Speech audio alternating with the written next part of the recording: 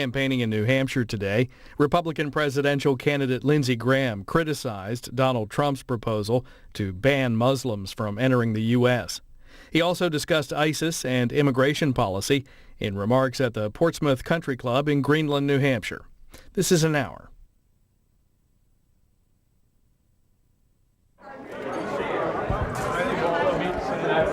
How you doing?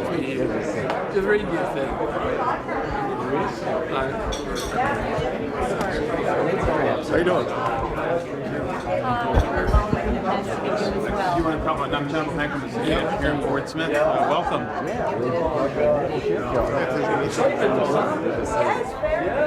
We don't get this over here. Senator Grimm, what a pleasure to meet you. Good to see you. My pleasure. Nice to meet you, Senator. Good to see you. Hey, my pleasure. Merry Christmas. Happy holidays. Thanks for Good to coming. see you. Nice to You meet could you. actually play golf today. Is it? Pretty nice out I there. came all the way from Wisconsin to see You did? Well, you get a prize. I don't know what it'll be, but We'll give you a mic so you can have fun with it. yeah, that's right. We'll give you a prize. Nice to meet you. Thanks to meet you, man. Good to see you. Squeeze right by you guys. Sure can.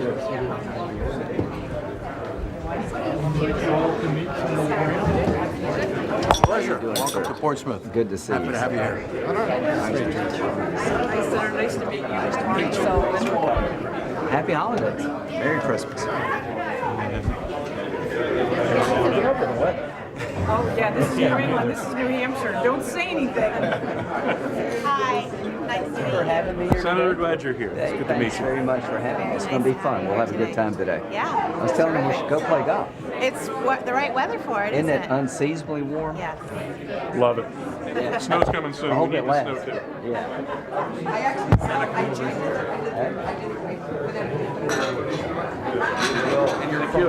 Thank you for all the years of service Oh, yeah, thoroughly and for taking on the Obama administration for so many years now. Yeah, we're Not just running for campaign, but you were. Well, I think what I've been saying is coming true, unfortunately. And I'll talk about that.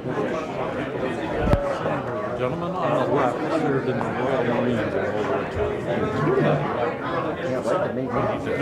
Hello, sir. Justin Lindsey. Hi, how are you? How's Nice to meet you. business? Good, good. Good. Having a hard time finding workers, or is it Absolutely. Yeah. Yes. Well, we need immigration. Hello. Who's the Royal Marine? How are you doing? Keep your seat, sir. How do you do? Yes, I am honored to meet you.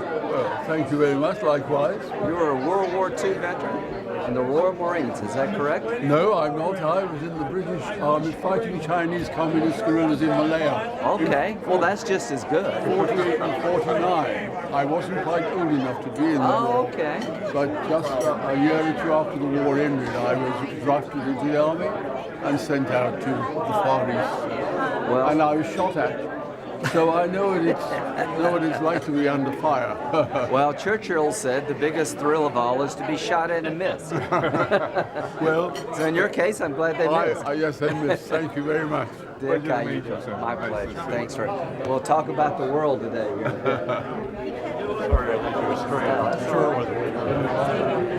Senator, so nice to meet you. What's that, Walter? Gavel there. I'm an auctioneer. Oh, okay. That's what it is. Now that is a talent. Thank you. That is a talent. Thank you for coming here. Bob, Nice how to you meet you. doing? Good Nice to to see meet you. you. Thank you very much. Identity theft. Yeah. Well, your world is getting bigger. It is a big world right now, yeah. Hi, Senator. Nice to meet you. Jim Downs, nice to meet you. Good to see you, sir. Welcome aboard. Great. Welcome Glad to to New be here. Hampshire. Absolutely. And good The luck. four-way test. There you go. We're 0 for 4 in Washington. How are you? Good to see you, I sir. was married in Bamberg. Bamberg, South. You're Yeah. kidding me. How did you go to Bamberg to get married? I married her, a girl that Oh, from Bamberg. Yeah, Oh, okay. but I married her there. in Okay, Bamberg. well, that's a good reason. That's a great How did state. you meet? On a blind date. Well, where were you? She up here. She went to school at Winthrop. Yeah, it's all girls' school back then. Back then, and then she went on and got her master's at Clemson. Go Tigers. As a matter of fact, her uncle was president of Clemson for 20 years. Bob. Oh, yeah, absolutely. Yeah, he's a legend. Yeah, he really Absolutely. is. Nice yeah. guy, too. Yeah, absolutely. Bob Edwards, Robert Edwards. I wish you luck. Thank you very much. I think you're going to do well. Tell your wife I said that. I'll do that. Hey, how are you? I've been a fan of yours for years and years and Thank years. you. I've been a fan of mine for years, too, so we got something in common. I started in Republican politics when I was 12 as a teenage Republican as a tar. Yeah, so It's kind of depressing to see what's going on right now. Oh, it is, and the Hope it change in gets the better. party and everything. But I'll talk about that here in a minute. but when I was younger, I had such a crush on Thank you. Lucky. What are you doing now? you. I'm in banking. Okay, how's commercial business? banking. It's actually really good. Yeah, I'm a busy every day. Make sure you ask me a question about the party. Okay. We'll have to take questions here. Okay. Thank you. Yay! Lindsey Graham, nice to meet you. Susan, how you doing? Fine, how are you? Happy Merry Christmas, Happy Holidays. Thank you very much. Nice to have you here. Thank you very much. Appreciate you showing me around. No problem. Matter of fact, enjoying it. All right, guys. Good to see you.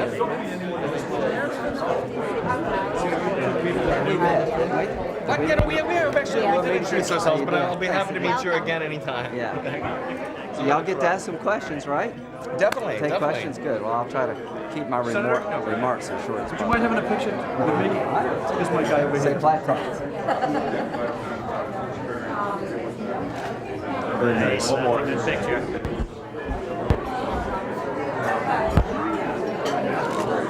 All right. Nice. Thank you very much. Very Good good. crowd. Hi, Bob Smith. Bob, how you doing? I'm well. Thanks for having me. What do you do, Bob? I'm a financial advisor. Okay. Harvard Jones Investments. How's business? It's actually been very good. Good. Yeah, busy time of the year. Good. With, year-end tax planning for clients. Yeah, well, that's right. Everybody's trying to get every deduction they can. Absolutely. Having children before January the 1st. Yeah. So saw you on TV yesterday, and Yeah, appreciate yeah, we've the had, questioning you did. I had a Very few, good. Yeah, it's a tough time right now. We'll talk about it all just in a minute. All right. Thanks. Good. Welcome. I'm going to run to the restroom.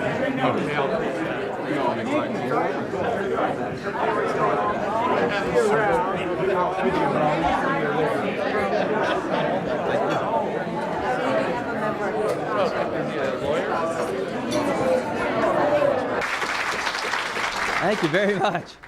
With a profile like that, I'm going nowhere in this race.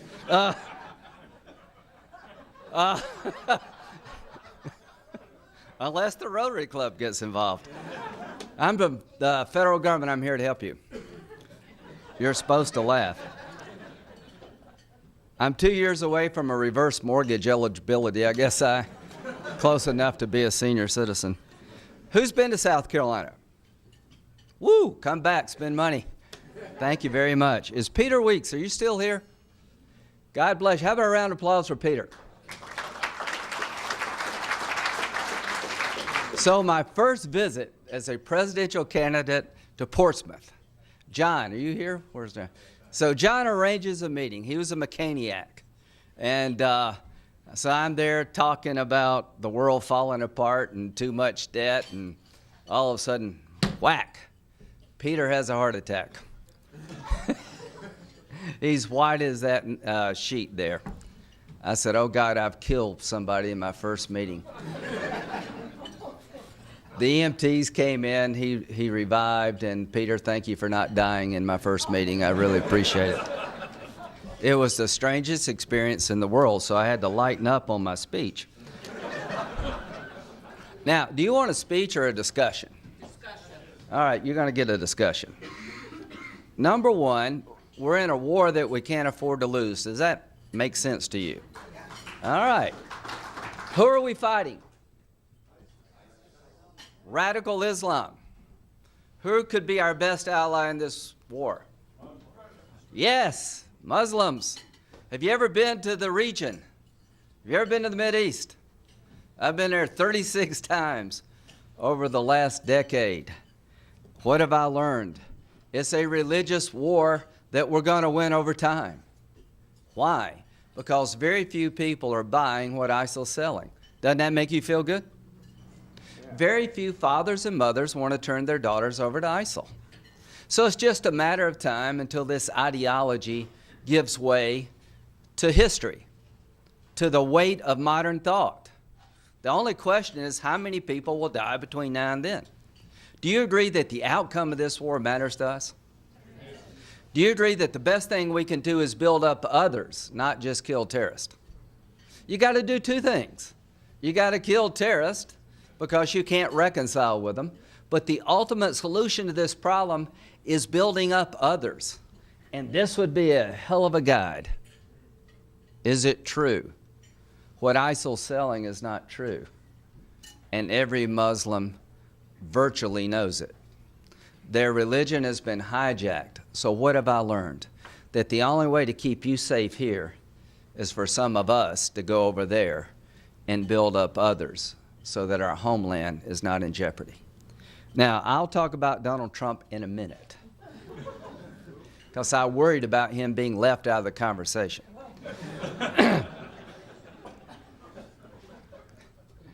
For 2 years, I've been urging the president to change his strategy. How many people believe that Bush made mistakes going into Iraq? Lindsey Graham made mistakes. Obama made mistakes. How do we fix it? It's a religious war. It's not about Iraq. It's not about Syria. It's not about Libya. It's not about a place. It's about an idea. And we got to defeat this idea.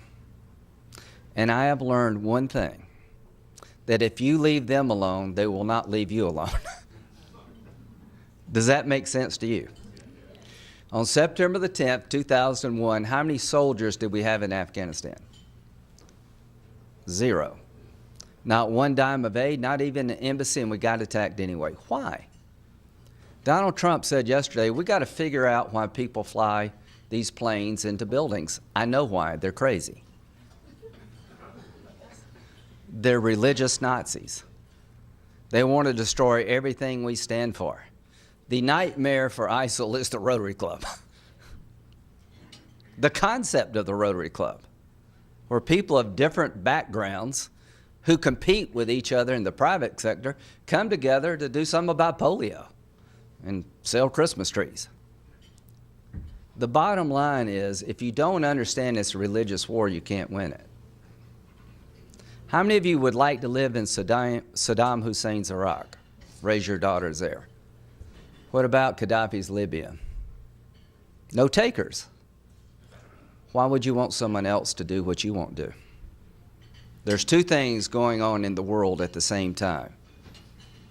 And here's what I've learned from 36 trips to the region, 140 days on the ground as an Air Force reservist in Iraq and Afghanistan, that this war is eminently winnable, but we got to understand who we're fighting and how to get to victory.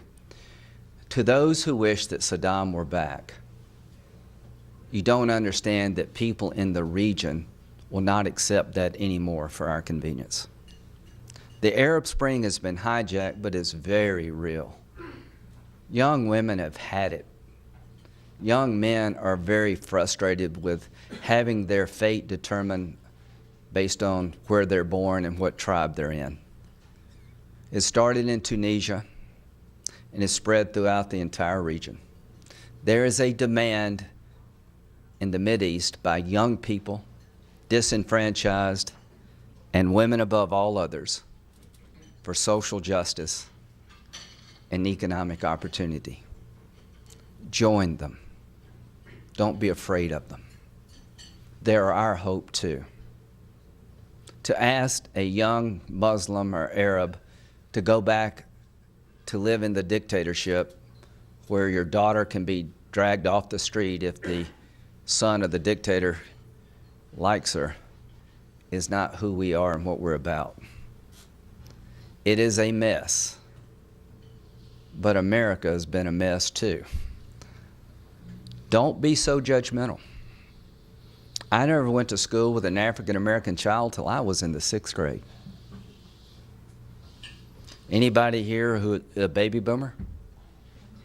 Can you remember segregated lunch counters? Women haven't voted 100 years yet and we're well over 200 years old. We had a civil war among ourselves, and it started in my state. Democracy is hard. Don't expect the Mideast to fall in place in 15 or 20 years. But here's what you can expect. With our help, things will change. So here's what I'm wanting to tell you, that we can't disassociate ourselves with this struggle for social justice. And there's a fight for the heart and soul of Islam taking place before our eyes. The Christian religion went through a reformation hundreds of years ago. There's a fight now within Islam for the heart and soul of the religion. Take sides. Take sides with those who would practice their faith, but find a place on the planet for you too. After 36 trips, I'm here to tell you they're all not the same. I have lost a lot of good friends in Iraq and Afghanistan who were judges, policemen, lawyers, trying to impose the rule of law to replace the rule of gun. And when they fall, someone else takes their place. I'm very hopeful that over the arc of time, radical Islam will be defeated.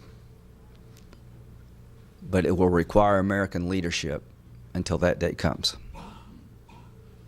After 33 years in the Air Force, 140 days on the ground, when I call for more American troops to go back over there, I know exactly what I'm asking. I'm asking for people to miss holidays, to miss graduations, to miss birthdays, and maybe not come back at all. I would not ask that of the 1% who defend us if I didn't believe it was necessary. We left Iraq too soon. I just came back on my 36th trip. We need about 10,000 U.S. forces in Iraq, not 3,500. That will accelerate the demise of ISIL inside of Iraq. Syria is literally hell on earth. There are no good choices left. But here's what I promise you, that if we don't fight them over there, we're going to be fighting them here. Does that make sense to you? They're large, they're rich, they're entrenched. Another 9/11 is being planned as I speak. I know who's planning it, and I know where they're at. They're in Raqqa, Syria, and they wake up every day trying to think of ways to hit us here. The Paris attack was beyond my understanding in terms of sophistication. I did not believe they were this sophisticated. They hold territory, the land, the size of Indiana. 6 million people are under their control. This caliphate has to come to an end. You can never have a stable Mideast or peace at home until we take the land away from ISIL. That's going to require ground forces. The good news for you, this time around, if I'm your president, the Arabs are going to do most of the fighting. The difference between now and in the past is that every Arab leader knows what's coming their way if ISIL continues to grow. They never believed Saddam would take their country over and cut their heads off. He was the crazy cousin. They do believe that ISIL, over time, will try to destroy their societies, and they're ready to fight back. But they won't fight without us. They can't win without us. There's two threats that the president has acknowledged that I agree with. That ISIL needs to be degraded and destroyed, that's the right goal, and Assad needs to go. Assad is a puppet of Iran. The Arab world is not going to give Damascus to the Iranians. The Iranian Ayatollah is more of a threat to you over time than ISIL. This Iranian regime is a bunch of religious Nazis, and the Iranian people are pretty decent folks. How many of you believe the Ayatollah has been trying to build a nuclear weapon, not a power plant? If you think he's building a power plant, you shouldn't be allowed to drive home.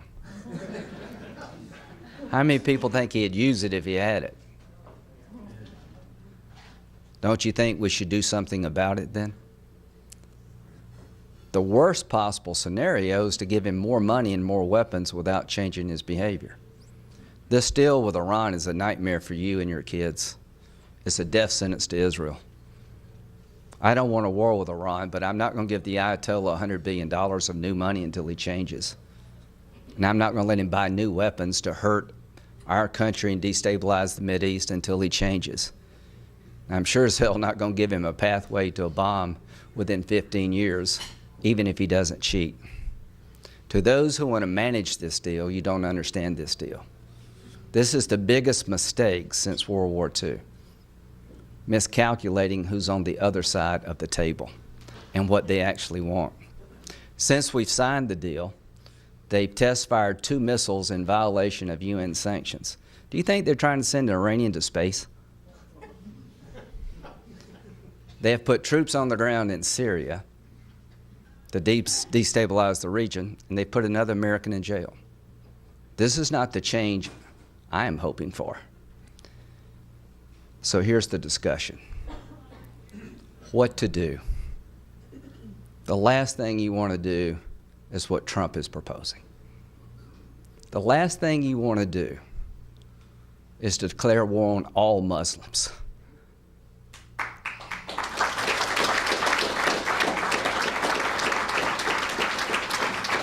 Donald Trump is putting our soldiers and diplomats in jeopardy. ISIL sells to those on the fence that the infidels in America hate you and your religion. He's trying to make us safer in a bizarre kind of way. And if he understood anything about this war, he would know that he's putting us all at risk. I'm looking for partners in the faith, aren't you? And the good news, there are a lot of them. The King of Jordan is our last best friend in the region. Saudi Arabia and Egypt are ready to fight. But how could you negotiate a regional army with an American component when you have just declared that Muslims cannot come to our country simply because of their faith? You have undercut the essential ingredient to winning the war. What makes America great? That's the discussion we need to have. Tolerance. The ability to pick your own leaders. To speak up and have a say. For a young woman to have a say about the future of her children. For you to go to your church and for me to go to my mosque. Or not practice religion at all. That is our strength. That's truly what makes us great. And when we, as a nation, lose our way, as we have in the past, we always regret it. They're going to write the history of these times. And I'm a little short guy from South Carolina at 1%. I don't need a poll to tell me what to do or say. When they write the history of these times, I hope it will be said about the senior senator from South Carolina, of all places, that he actually understood the war and how to win it. And when my time to speak out came, I did. Any Republicans here? Lindsey Graham. Any independents who might vote in the Republican primary? Lindsey Graham. To my fellow Republicans, I love my party to the point that I want to speak out when I think it's being harmed. I come from the reddest of red states. I've been working on comprehensive immigration reform for a decade. I'm called Lindsey Grahamnesty and Lindsey Gomez because I've dared to reach across the aisle to try to find a solution to immigration that is completely broken. I reject the idea of deporting 11 million illegal immigrants because it's not practical and we should not go down that road. I do want to deport felons and lawbreakers. As to the rest, you can stay on our terms, learn our language, pay a fine for the law you broke, get in the back of the line and not cut in. There's a solution on immigration. Don't you agree that Republicans have to work with Democrats to save America? Yes.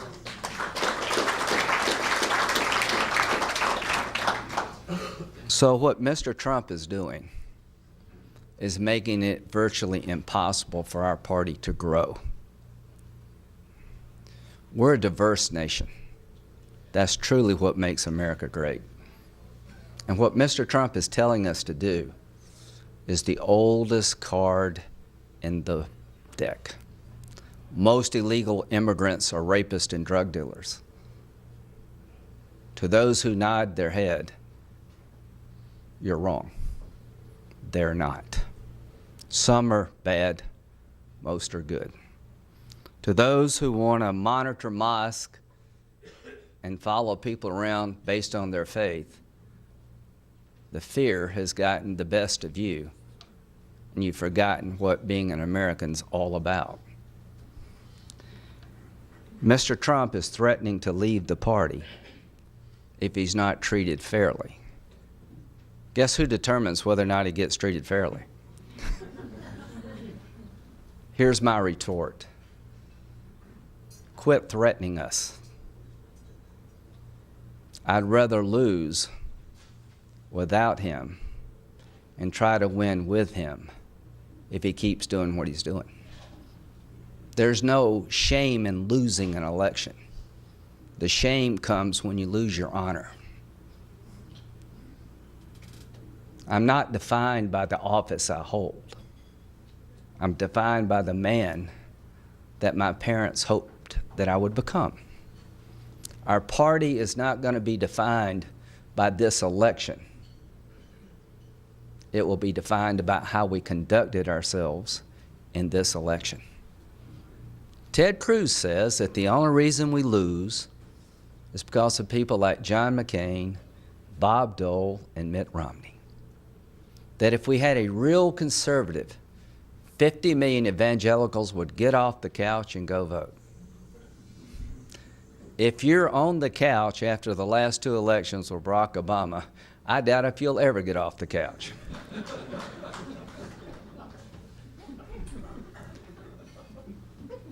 How do you win if you don't know why you're losing?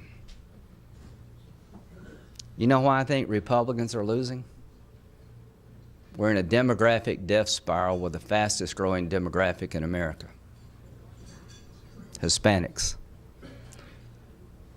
That since 2006, some people in our party have been very harsh on the immigration issue.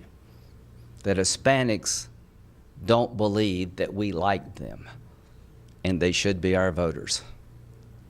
If you wonder why Hispanics are leaving the Republican Party, how about asking them? And they will tell you that the way you react on immigration makes me believe it's about my last name. Here's the way life is in America. 20 years ago, a young man and a young woman came here with one child. They've had two. They've been working hard at jobs that you can't find workers for here in America, living in the shadows. Those two children are American citizens. When they hear a Republican say that most illegal immigrants are drug dealers and rapists, the two youngest ones know that you're talking about their family. And one of the young ones has been in the Marines fighting for you. And when he comes back home and he hears, hey, where's Mom? You hadn't heard she's walking back to Mexico. You've lost that young Marine. Would you vote for a party that's going to deport your mother? Having said that, there are people here that should go. I'm going to take some questions now. I've never been more hopeful about the future of the Republican Party than I am now, because Barack Obama's done more to help us than we've done to help ourselves. The only way we lose this election is to get in the way. Nominate somebody that doesn't understand what makes America great. He has a hat that says, let's make America great again. We are great. The problem with Mr. Trump, and I think Senator Cruz, is they don't understand what makes us great. Conservatism will sell to anybody because it's a good philosophy in these difficult times. But nobody's going to buy what you're selling if they think you don't like them, and if they think you don't understand what makes us different as a nation. I'm the first in my family to ever go to college. Neither one of my parents finished high school. My dad and mom owned a liquor store, a bar, and a pool room. That is why I'd be a good president for you. I lived in the back of the liquor store until I was in high school with my mom, my dad, my 9-year younger sister. I never had a bathtub or a shower. We took a bath in a metal wash tub, and I turned out fine. I ran the pool room when I was old enough. I saw my mom and dad get up every day and go to work whether they felt like it or not. They gave me the one thing that is essential to success: unconditional love from a parent to a child. We lived in one room, but it could have been a mansion for all I care. I've never felt more loved and more safe than I did in that one room. When I was 21, my mom was diagnosed with Hodgkin's disease. We got financially wiped out because we're underinsured, and she passed, and we were financially devastated and emotionally heartbroken. 15 months later, my dad dies. I am 22 at the University of South Carolina, first in my family to go to college, and my life came crashing down. I moved in with an aunt and uncle who never worked, never made over $25,000 in her life, working in textile plants that are now closed. They helped me raise my sister. If it wasn't for Social Security survivor benefits coming into our family from my parents' contribution, we could not have paid the bills. If it weren't for student loans, Darlene would have never gone to college. If it weren't for my family, my friends, and my faith, I would not be standing here today. To the Republicans in the crowd, there is a place for the government. It just has to be sustainable. Most of us are one car wreck away from needing somebody's help. I'm running for president because I think I could bring us together. I know I would be the best commander-in-chief of the bunch because I busted my butt to understand what the job's all about. If I don't make it, I don't make it.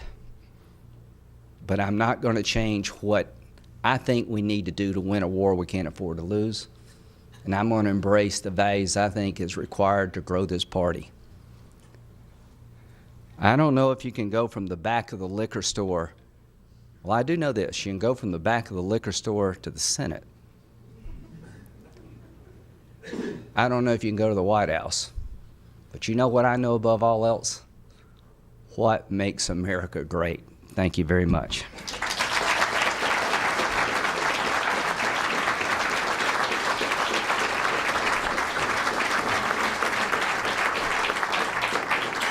Senator, I do agree with your stance on what we need to do to defeat ISIS, but on another matter, being a multi-decade military man, I'm sure you're familiar with the Navy term. After about the third or fourth crash of an aircraft, they have a standout. Yes. Keeping that concept in mind, could you give us your opinion of the 1952 McCarthy Act, where they decided to give the president the authority to stop immigration of certain groups, not necessarily religions, that posed a danger to America, and how that may be somewhat applicable to what we're worried about today? Okay, that's a good question. How many of you think that this marriage between these two folks in California may not have been online? I'm worried this could be actually the first terrorist arranged marriage. I'm very been open-minded about immigration reform, but I'm not stupid. After Paris, if we don't revisit our Syrian refugee vetting process, we'd be crazy. After California, if you don't look at the K-1 visa system anew, thinking that maybe terrorists can exploit this system, you'd be crazy. But you know what would be the dumbest thing of all? To say no Muslim can come to America, because if you're going to win the war, you got to sit down with Muslims. So how do you go to the King of Jordan, my friend, and say, let's work together? How do you go to Egypt with El-Sisi, the president of Egypt, saying, I want to use your army, but by the way, none of your soldiers can come over here to visit? How do you go to Jordan? How do you go to Lebanon? How do you go to any of these countries and build a coalition when your policy is that simply because you're a Muslim, you can't come to America? It's one thing to reform visas. Makes sense to me. One thing to have a timeout on Syrian refugees because we're at war. But you know what makes no sense to me? To go down the road that all Muslims are our enemy, because that's the road where you never win this war. So there's a difference between what's been done in the past and what we're doing today. I'm a practical guy. I'm hard-ass on winning this war. 2 years ago, I was calling for troops on the ground, and me and John McCain are nothing but warmongers. I never wanted 100,000 troops, but if we don't send some of our soldiers to help a regional Arab army, they could lose. There is no way to destroy ISIL without American boots on the ground in Iraq and Syria. There's no way to defend this nation, in my view, without a partnership with Muslims. And what Donald Trump is saying about Muslims is hurting us. It is putting our people at risk, and it's making it impossible to win a war that we can't afford to lose. And I will reform visa systems, but I will never, under any circumstance, do what Donald Trump has done, because if he had a half a brain about this war, he would understand he's made ISIL stronger, not weaker. I want to thank you for Strong letter to follow. For your service in the military and in Congress. There's been huge changes in South Carolina. I know you have an Indian American governor, a black senator, and I respect your experience. And I'm the most novel of them all, actually. And I don't disagree with anything you're saying about the Middle East at all. But I also want to know about this country. What are you going to do about health care? Because to me, like you made reference about how that can destroy lives, and I'm a physician. And there are so many things I don't like with what I see right now. I would actually call Obamacare a hospital, insurance company, and drug company bailout, and the public doesn't understand that. Okay, great question. What kind of practice do you have? I'm a plastic surgeon. Okay, well, I need you. Okay. On behalf of a lot of us, we want to keep you in business. We'll talk about health care, but the biggest domestic threat we face is what? Debt, right? Can I talk about debt, then health care? What drives the debt? Over time, what's the biggest driver of the debt? You get a free whatever. You get a free Christmas tree. Anybody here born from 1946 to 64? Ooh, anybody born after 1964? Good luck, y'all gonna need it. So, I'm born right in the middle of this bunch that you're gonna have to pay for. So here, sir, is my answer about what I would do as president. I'd call the chairman of the Joint Chiefs and say, what do you need you don't have? I'd build a bigger Navy. Portsmouth would do really well if I'm president. We need 350 ships, not 275, 14 aircraft carriers, not 11. We need to rebuild the Army to about 500,000 versus 420. We need to do a lot of things, but if you're a debtor nation, you can't do any of those things. We need to reform health care. But here's the problem. 80 million of us are going to retire in the next 25 years. We're going to want our Social Security checks and we want our Medicare bills paid. We want you paid. Guess what? We're $70 trillion short of the money we need to keep Medicare and Social Security afloat. Why? More people are retiring than we've ever seen in history. They live longer, and you're down to how many workers for every retiree? 2. Tell me how 2 people can keep this ship afloat. You just raised your hands. You're the 2 people. Your children. Okay, in 1950, there were 16 workers for every retiree. Today, there's 3. In 20 years, there's 2. Why? People like me. I'm not married. I don't have any kids. I'm screwing it up for everybody else. There's 2 ways to deal with this. Strom Thurmond had 4 kids after he's 67. Any volunteers?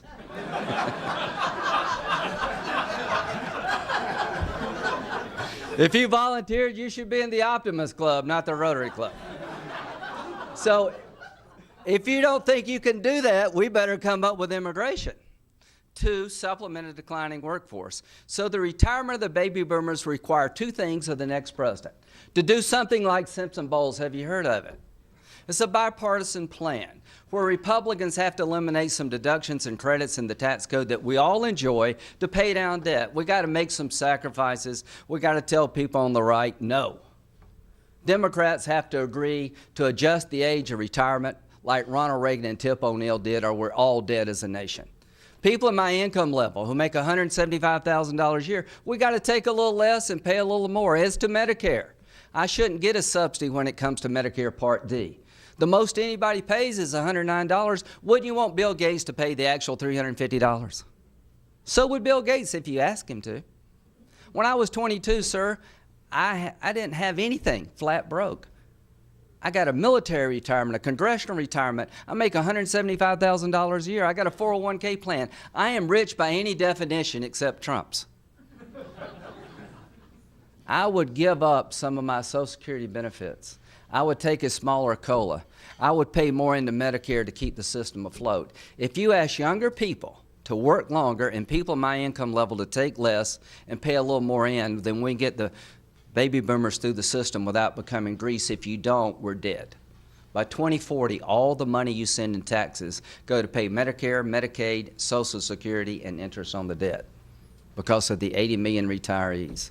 So what would I do about health care? I'd keep two things about Obamacare. Keeping your kids on your policy till they're 26 is a good idea. Do you agree? Yeah. The American dream used to be to own your own home, right? Now it's getting your kids out of your house. The second thing I'd do is I'd never let you be denied coverage because you've been sick before. Been there. Can't be denied coverage because of pre-existing illnesses. Then I'd build a new system. This ain't about 30 million people who are uninsured. Obamacare is about destroying the private sector to get everybody under the government umbrella, to do through the back door what they can't do through the front door. If you work 40 hours a week, you're covered. If you work 30 hours, you're not. 10 hours a week of work's being lost because of Obamacare. If you have 40, 80 employees, you're not going to hire 3 more because you're going to get over the threshold of 50. This is about consolidating health care. What would I do? I'd let you buy a policy in California even if you lived in New Hampshire. If you're Medicaid, you ran to the emergency room too much, you'd have to pay a co-payment. If you smoke, you're going to pay more. I'd have a little medical malpractice reform to lower your cost of doing business. I'd open up health care to competition. I'd have a safety net for all of us. But I'm not going down the European socialist road in the names of caring for people.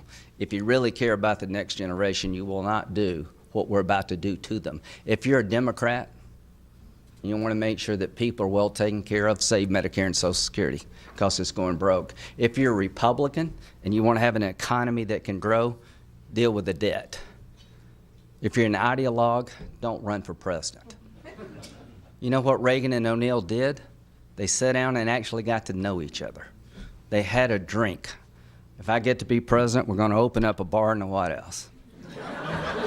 We're going to get liquored up and solve problems.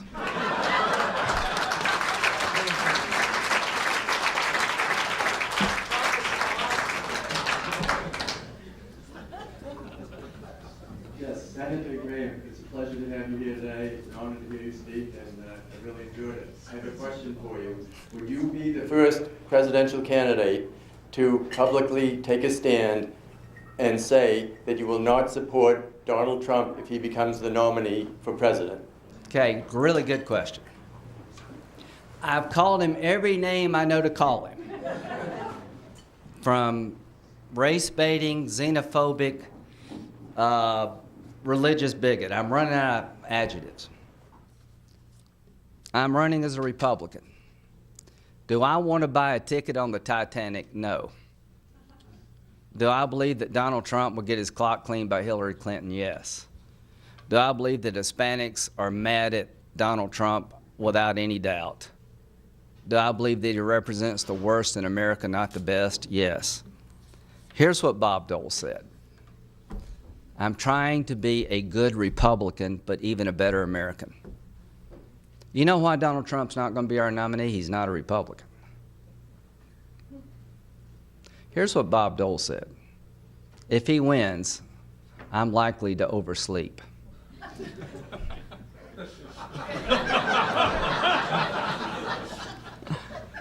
Good question. One last question. How many people are optimistic about America? You have every reason to be. I'm going to close this thing out. Is it true? That should be the first test of any policy. Are you going to deport 11 million illegal immigrants and their American citizen children? No. Is it fair to all concerned? Is it fair to American Muslims to denigrate their faith? The 3,500 who are serving in the military? No. Will it build goodwill and better friendships? I don't think so. To tell 1.5 billion people you're a bunch of radical Islamists. Will it be beneficial to all concerned? No. Please understand this. There are young men and women in the Middle East who want exactly what you want. They'll be culturally different, but they want a better life. They want to raise their kids and have a say as a mother about what happens to their kids. They're not radical Islamists. That's such a small strain in this great religion. There are people demanding a better way of life. And you know who they want to be like more than anybody else? You. Us. Not ISIL. America is the greatest idea on the planet. And that's what we are as an idea, not a race, a religion. We don't represent a religion. We don't represent a race. We represent an idea that out of many can come one. And that one is best represented by the soldier, the FBI agent, and the diplomat who leave the comforts of their home, the safety of their families, to protect everybody in this room. So let's dedicate this election to them. Let's dedicate this election in the way we conduct ourselves to those who we ask to risk their lives. If we'll remember what they need, then we'll get this right. God bless you all.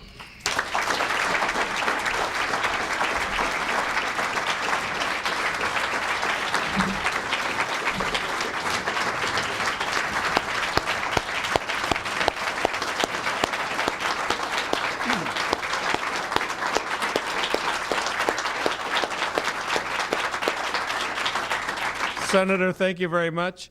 And at least one of your next votes, I wager, comes out of this bucket. Well, for $82 and a chance at the bonus of $150. After the IRS gets a hold of your state and federal taxes, if you win, you'll owe me $10. I'm a Baptist. What does that mean? That I gamble and lie about it. So here's a...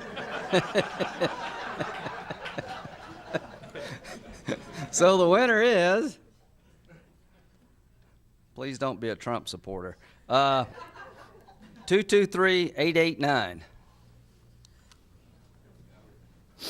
You have to be present to win, I take it. 2233889. 33, I'm sorry. Yeah? Hey, thank you. I'm looking for donations, by the way. You want to get money out of politics? Join my campaign.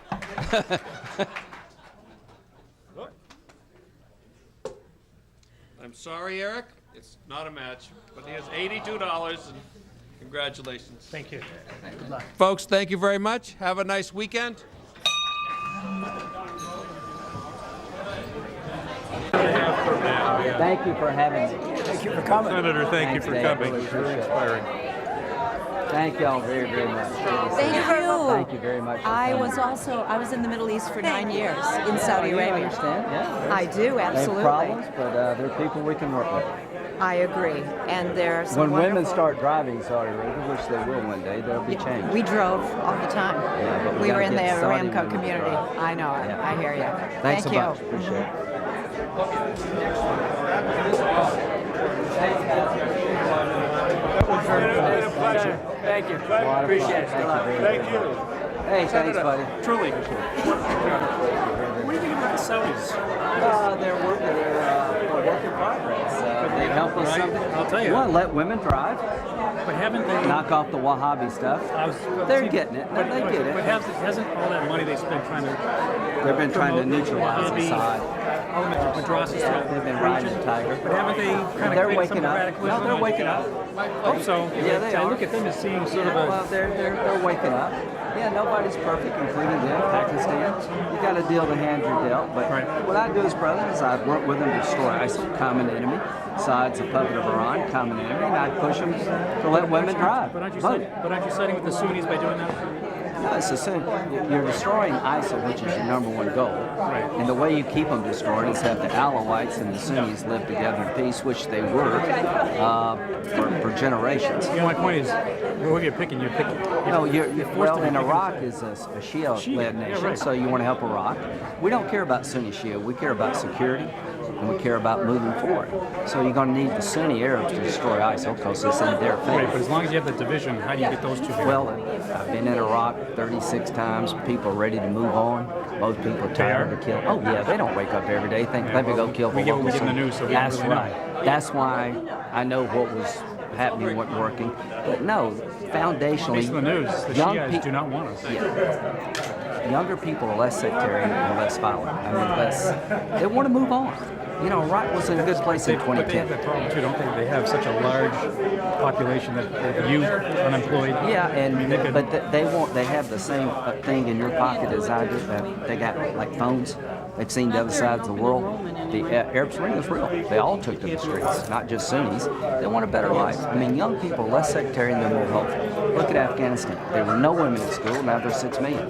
You have to change the discourse because that's the picture we're getting. Yeah, well, I just tell you that's a false picture because I've been I understand that. But I'm saying that is the picture. Exactly. That's why you need a president who understands how to win this war, which is slowly but surely build up others. Look how hard it is here.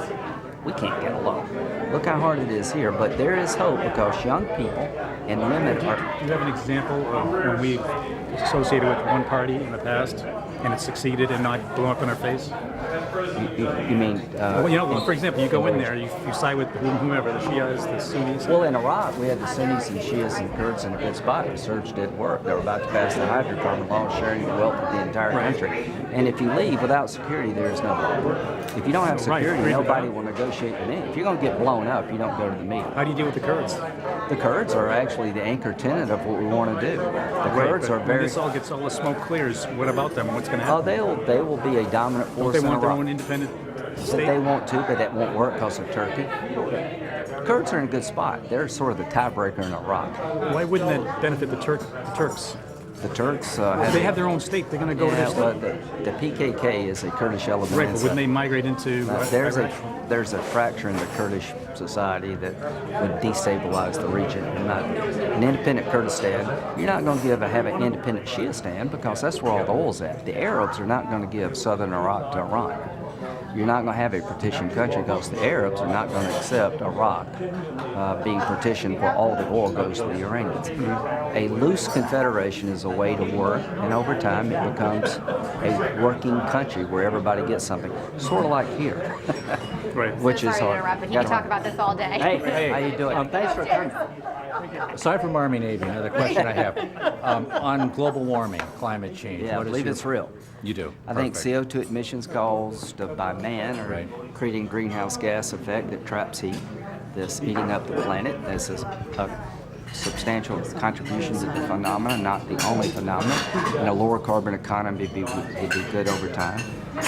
All the above ground energy, we're going to need fossil fuels. Let's find what we have here and use it smartly, but move toward a lower carbon economy without destroying the economy. Perfect. I wish I'd asked you that question. I'm a Democrat, but I might register independent. I need every vote I can get. Thank you. Senator, I just wanted to thank you. Being from New Hampshire my whole life, it's so refreshing to be able to see candidates one-on-one. Well, I forgot to mention the early primary. Well, and this was very This is the refreshing. last Thank you. best hope I wish for more democracy. people could get to see you at this level. Well, we're going to try. It was fantastic. We got to wrap Can I make a comment and take a question? Sure.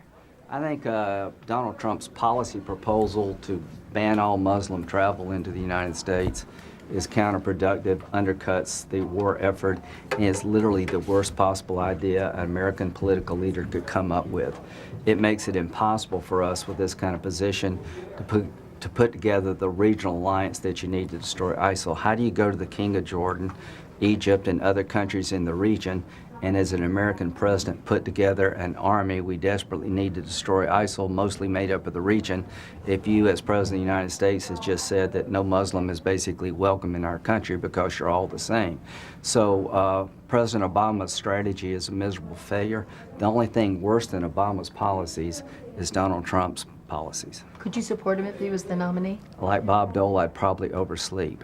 Senator, I don't think that's going to happen because he's really not a Republican. Do you think the other candidates are doing enough to be as vocal as you are about this issue? No, this is not about a policy debate as much as it is about a test of character. The heart and soul of the Republican Party is at stake. To those Republicans who think it's a good idea to ban all Muslims, I've been to Iraq and Afghanistan 36 times. I know you're afraid, but what you're doing is buying into a narrative ISIL is selling. You're actually making it almost impossible to win the war. Donald Trump is not strong. He's actually weak. He's a bully. He's a cartoon character. He's threatening to leave the party if we don't treat him fairly. Here's my advice to Donald Trump. If you can't take it, leave. Don't let the door hit you in the butt. If you can't handle this engagement, how are you going to handle Hillary Clinton? How are you going to deal with ISIL, Russia, and the other bad actors in the world? So a strong man is threatening to take his ball and run home is actually a weak playground bully. That's what he is, because he's threatening the party. I'm going to take my ball and go home if you don't treat me nice.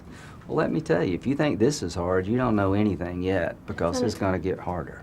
Senator, do you think it's true what both he and Hillary Clinton have said, that other Republican candidates condemn him but then move closer to what he has to say? I don't think that's true. I've been sort of proud of the party as a whole. The party chairman in South Carolina rose to the occasion. Most party leaders have done a pretty good job. Candidates themselves, like Ted Cruz. You know what his answer was? I don't agree with the policy. Let me tell you about mine. No, Ted, you got to say, what do you think makes America great? What I think makes America great is our religious tolerance, the fact that we'll accept people from all over the world and respect their religious views. At the end of the day, that's what I want Ted Cruz to say. Not that I disagree with his policy, but I disagree with the concept. What makes America great is our tolerance. It is our respect for each other out of many one. And what Donald Trump's doing is playing the oldest game in the book, demonizing and demagoguing to get ahead for the moment. This will be the end of the Republican Party's ability to grow if we don't fight back. Donald Trump is killing us with Hispanics. Senator, there's a poll out today that says that 2/3 of Republicans agree with him on this. Yeah, I think 2/3 of Republicans believe that this makes us safer. Here's what I'm telling you, it doesn't. I'm not going to buy into the idea that 2/3 of the Republican Party believes that all Muslims are radical Islamists. I don't buy into that. But Donald Trump is giving an image of being the anti-Obama, the strong man, but it's a cartoon kind of strongness. The policy proposal itself is a absolute disaster. I worry about our allies not being able to work with us. I worry about our soldiers and our diplomats. So from a policy perspective, it plays well for domestic politics because people are afraid, but it's an absolute national security disaster. So I'm going to be optimistic about the Republican Party. I'm going to assume that people agree with him because they think it makes us safer when in fact it does not. Here's what I want Republicans to understand. You can't win this war without Muslims helping you. And the way to victory is to form an alliance between the 90% who reject radical Islam and a fashion that will allow us to destroy the ideology over time. Do you agree with 500,000 British citizens who have signed a petition saying he shouldn't be allowed into the UK? You know, it's your country to run any way you would like. I would let him come to the UK. You started this free speech stuff. Bring him over, let him go to Oxford, and let your young people wear him out. Don't hide from the debate, embrace it. Don't deny Donald Trump access to your country. Just condemn what he's saying. Let him come to Britain. This is where this whole thing started, you know, this idea of charting your own destiny. Donald Trump's going to be in Portsmouth later today. What do you want to say to him? What would you say? That you have no idea what makes America great. That stop threatening our party with leaving. If you can't handle the heat in this primary, then you're not ready to be president. A strong man wouldn't threaten to take their ball and go away. Don't let the door hit you in the butt. If this is too hard for you, leave. I'd rather lose without you than try to win with you. If he continues to do what he's doing, he's destroying the party. There'll be a generation before we can overcome this, maybe never. So I'm not afraid of him. I'm not afraid of him leaving. You know what I'm afraid of? That we're afraid of him leaving. Let your fear go, folks, as Republicans. Don't worry about winning. Do what's best for the country. And here's what will happen. If you actually do what's best for the country, you'll win. What's best for America is to stand up in unison and say, never condemn a religion for the problems of some. Stand up for what makes us great. Tell Donald Trump you're wrong.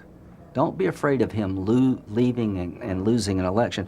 I'm not afraid of losing an election. I'm afraid of losing our soul. Would he be a worse president than Hillary Clinton? Who, Trump? Yeah. On foreign policy, he's worse than Barack Obama. I thought Rand Paul would be the worst alternative until I heard Trump speak. On a foreign policy point of view, he has absolutely no idea what he's doing. He wants to let Russia destroy ISIL. He wants to outsource our homeland security to the Russians. He's now declared war on the Muslim faith, which is the key to victory, is joining with people in the faith. So from a foreign policy point of view, he's an absolute disaster. So better Hillary wins than he wins? It's not better that a Democrat win. It's better that a Republican win the nomination, not Donald Trump. I don't think he's a Republican. The best alternative is to nominate somebody with a half a brain on foreign policy. That's a good, decent person. Hillary Clinton represents the third term of a failed presidency. If you want foreign policy change, why would you pick his Secretary of State? The only way we lose is have an alternative to Hillary Clinton that's mean, hateful, and illogical.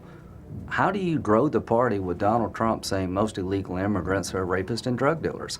How do you grow the party when he has a level of intolerance that I haven't seen really in my lifetime? Why are we losing is the question. We're losing because we're driving people away, young people. I'm pro-life, but I have an exception for rape and incest. I don't think you can be president of the United States if you're going to tell a raped woman she's going to have the child of the rapist. That's Ted Cruz's position. He's a Todd Aiken in the making. So if you just nominate a normal, average, everyday conservative Republican who understands what this war is all about, you'll beat Hillary Clinton because she represents something people are tired of. But the one thing America will not embrace is someone who would make us less than great. What Donald Trump has to offer doesn't make us great again. It makes us weaker than we actually already are. Thank y'all. Strong letter to call. Try. Adios. I'm the leading state sponsor of terrorism.